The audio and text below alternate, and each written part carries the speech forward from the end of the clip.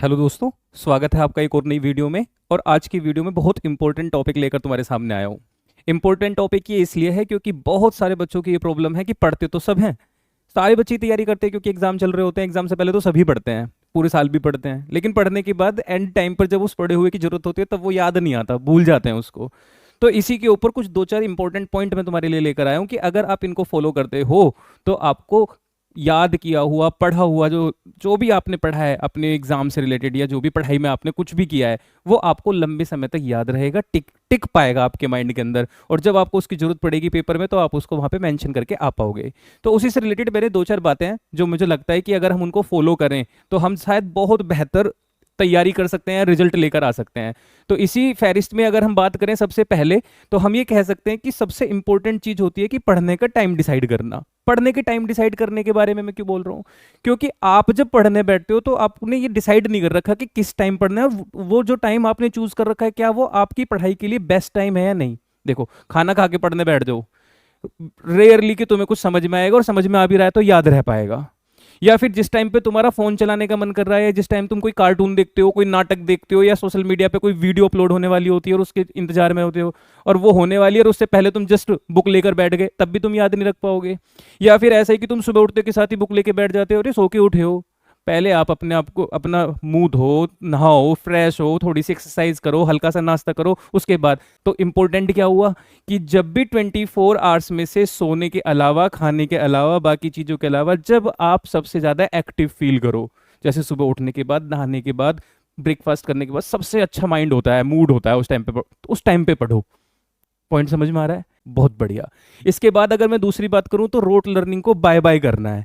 अगर आप रटोगे तो रटा हुआ 24 घंटे 48 घंटे तक टिक सकता है, और 24 घंटे पहले तुम पूरी बुक तो रट नहीं सकते। तो रटने की जगह आपको क्या करना है? आपको विजुअलाइज करना है। आपको माइंड में, जैसे आप मूवी देख लेते हो 3 घंटे की, एक बार देखते हो, जिंदगी भर तक तुम उसकी स्टोरी अपने दोस्तों को बता सकते हो अगर कोई पूछ ले। क्यों? क्योंकि आपने उसे ध्यान से देखा, और देखने के बाद आपने उसे याद कर लिया, वो अपने आप ही याद हो गया, करा ही नहीं, आपने खुद ही याद कर लिया।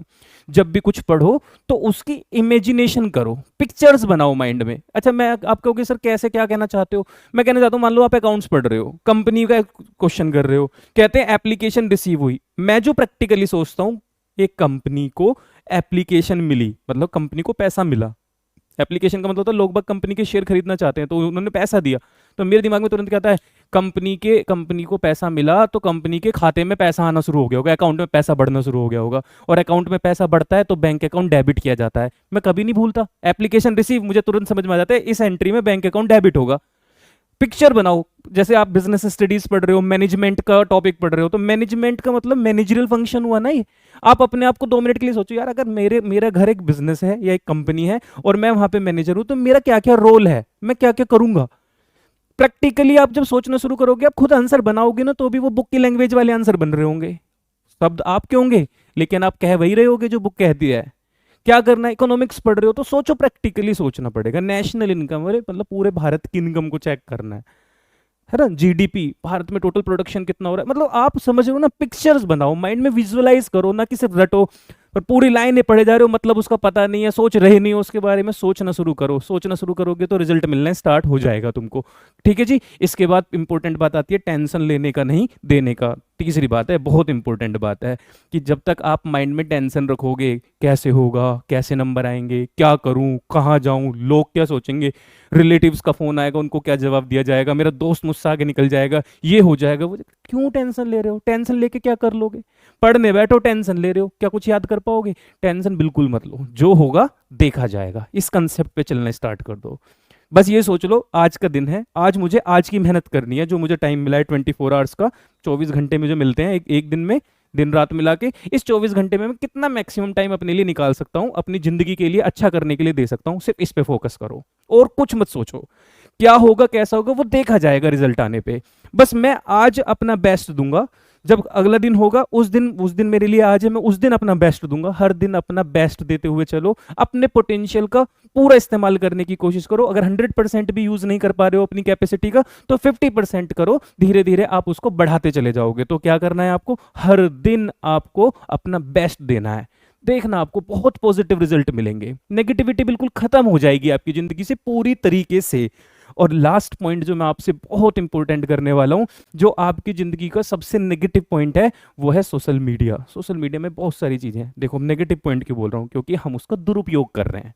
अगर इसका सदुपयोग करना शुरू कर दें, मतलब हम नेगेटिविटी फील कर रहे हैं, है ना, हम टेंशन ले रहे हैं, लेकिन सोशल मीडिया पे बहुत सारे ऐसे मोटिवेशनल स्पीकर्स हैं, बहुत सारी ऐसी स्टोरीज हैं जिसको देखने के बाद आग सी लग जाती है, मोटिवेशन आ जाता है। आप सदुपयोग करना शुरू करो सोशल मीडिया का। आप इंस्टाग्राम चलाते हो, ऐसे लोगों को फॉलो करो जिनको देख के मोटिवेशन मिले। आप यूट्यूब चलाते हो, ऐसी वीडियोस देखो जिससे मोटिवेशन आए। आप यूट्यूब चलाते हो तो अपने कंसेप्ट को क्लियर करने के लिए वीडियोस चलाओ। आप कोई जर्नल नॉलेज की वीडियोस देखो। लेकिन अगर पूरे दिन बैठ के आप फोन को स्क्रॉल करे जा रहे हो, रील्स को देख रहे हो और हंसे जा रहे हो, तो ये एंटरटेनमेंट 1 घंटे 2 घंटे 3 घंटे के लिए होता है। लेकिन 24 घंटे में से अगर 10 घंटे फोन चलाओ और 10 के 10 घंटे आप अपने एंटरटेनमेंट के लिए स्क्रॉल कर दो, तो ये तो टाइम खराब करना हुआ ना। तो उस हिसाब से देखा जाए तो सोशल मीडिया आपके लिए खराब है।